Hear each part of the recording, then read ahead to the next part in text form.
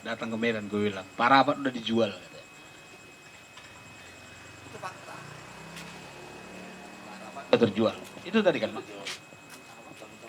Kemarin banyak berita berseliweran bahwa hanya untuk membangun WC itu ya, Luhut harus gandeng Swiss. Nah itu fakta. Nah kalau kita balik lagi misalnya cerita moratorium ya, biarlah moratorium terus, tohnya terbangun gitu kan. Nah, belum tentu juga. Kalau kita biarkan itu, nah sekarang masuklah terus investor. Karena di sini mungkin aku anggap apalagi Bung tokoh literasi ini, aku anggap akan menuliskan suatu saat 50 tahun ke depan di Samosir itu Nazuluison halak bata, atau di Humbang itu di tempatku di Paranginan 50 tahun yang lalu ini adalah kampung Sianturi. Kenapa itu terjadi? Ya karena penguasaan itu. Nah aku pikir kalau kita bersepakat misalnya ia memperjuangkan sesuatu daerah otonom, terlepas banyak kepentingan, tugas kita mengawasi itu menyatakan salah dan benar. Sehingga ya kita nggak hilang. Dan pembangunan itu pasti dirasakan. Kalau Tapanuli jadi provinsi, dia akan punya pengelolaan sendiri tentang pembangunan itu. Kalau itu belum provinsi, hanya dana bantuan bawahan lah terus ke situ. Dana alokasi schools terus ke situ. Betul nggak itu dibangun? Atau betul nggak orang-orang di situ yang membangun? Tidak. Sekarang teman-teman kalau kita masuk juga sampai ke Samosir, jalan Samosir itu kan sekarang cantik. Kalau masuk ke Tomok, belok ke kiri ketutup, kiri kanan, trotoarnya sudah dibuat batu alam, ada lampu jalan bersih. Nah sekarang pertanyaannya, hanya sebatas itukah yang dibutuhkan? Atau jangan-jangan itu sudah dikaplingi juga sekalian gitu. Nah itu mungkin ya sedikit apalah dari saya. Tapi kalau cerita moratorium, karena ini agak seksi lagi karena dikulik-kulik, ya silakan. Dan saya juga sepakat misalnya banyak simpul-simpul membicarakan ini, silakan. Saya juga sepakat banyak juga yang menyalahkan ini, silakan. Saya juga sepakat banyak juga yang mendukung ini. Tapi saya tidak sepakat kalau dinyatakan itu tidak perlu. Terlepas misalnya kita diskusi, ini kalau teman-teman juga memandang saya terlalu apa dengan protap ini, ya aku pikir ini hasil objektivitas dari saya gitu. Bukan subjektif, bukan karena aku sudah mengalami konsekuensi yang luar biasa. Dari antara 69 itu, ya aku juga dituntut pasal hukuman mati kalau itu. Tapi kita nggak pernah menyesal itu. Banyak konsekuensi yang aku terima dari hasil hal itu. Misalnya kerjaanku harus hilang, aku harus lebih ya lebih apalah, lebih meyakinkan orang tua itu memang yang susah. Perkara keluarga nih kalau kita pribadi kan dari kita mau pikir sudah agak apanya, agak lebih merdeka lah dengan diri sendiri.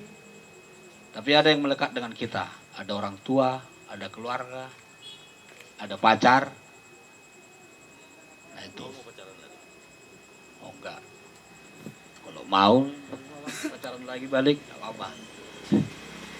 Nah itu. Jadi cerita tentang moratorium ini bagiku sih ya hal yang apa ya? Kalaupun tak dicabut moratorium, kalau sepakat nah misalnya teman-teman atau sebuah yang ada di sini kita ajak, ya kita sorok sampai oleh Mahkamah Agung. Kalau cerita tentang itu, tapi bolehlah nanti kita sharing tentang misalnya kebermanfaatan moratorium, kebermanfaatan provinsi ini mau kemana gitu, bolehlah sharing. Misalnya kan teman-teman juga bisa menyampaikan di kampung kami dengan adanya kayak gini berbedanya semua, atau nanti akan mulai banyak gitu, boleh. Tapi itu dari saya untuk waktu ini, nanti kita sharing dengan ya berdiskusi lah lebih lanjut. Mungkin demikian moderator Horas. Oke, makasih kepada Bang. Ini mungkin tadi kan kawan udah dengar ya kan sekilas tentang pemahaman dari Abang ini alur protap ini, bahwasannya memang ada masih banyak yang perlu dilawan. Apalagi kayak dibilang Abang ini tadi kan kita keturunan raja semua, menyatukan raja jadi satu raja kan itu hal yang paling susah dia kita orang Batak. Tapi biar langsung nanti biar lebih enak kita diskusi ya. Langsung aja kepada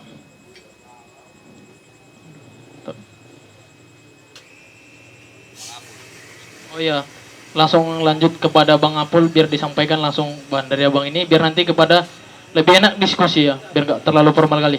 Kepada Bang Apul.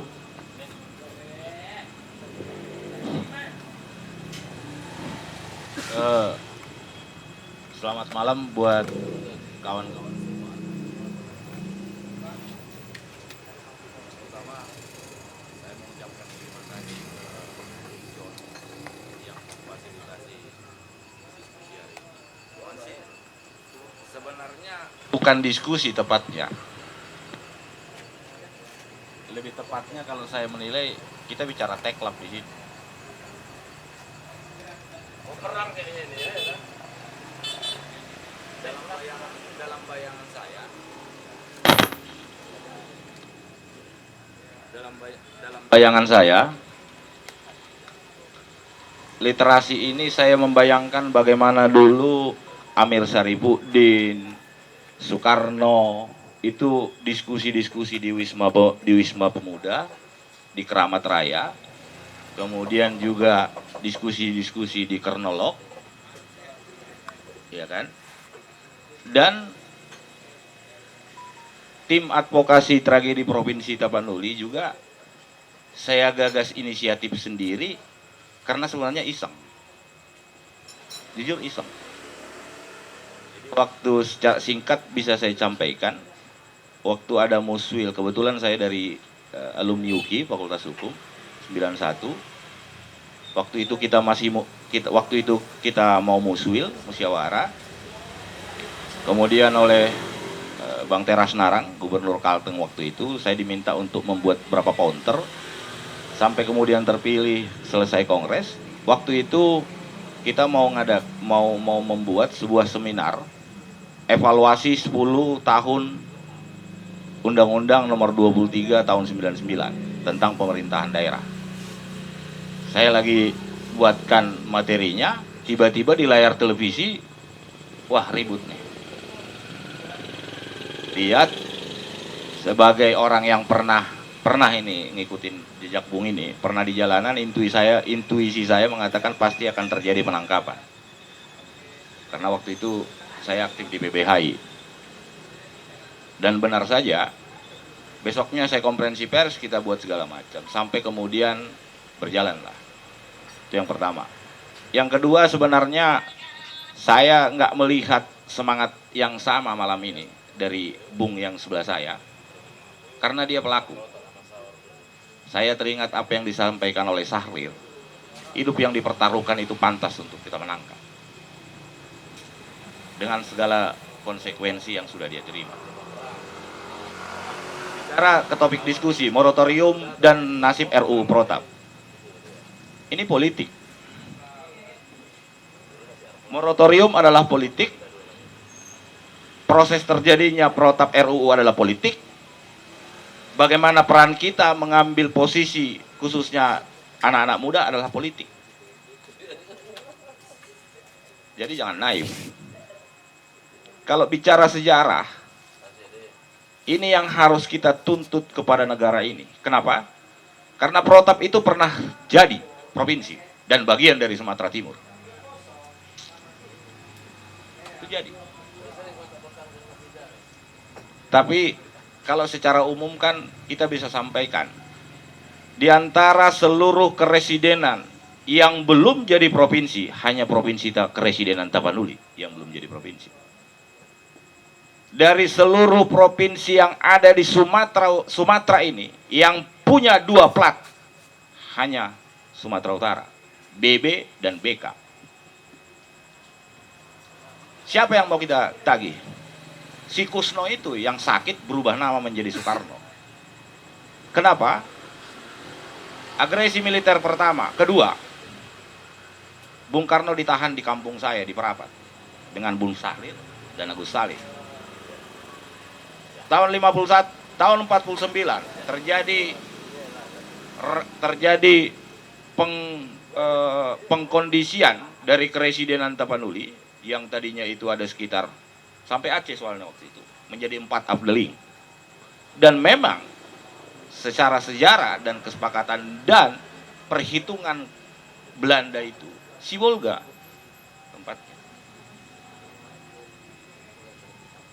Tapian Nauli. Karena itu kan kota pelabuhan, mobilisasi, logistik Belanda dan lain-lain, itu pilihannya. Dan itu sudah dibuat dari provinsi, termasuk Aceh, Sumatera Timur, Sumatera segala macam. Tahun 49 itu dicabut. Itu sudah pernah, perpresnya sudah ada, peraturan presiden pada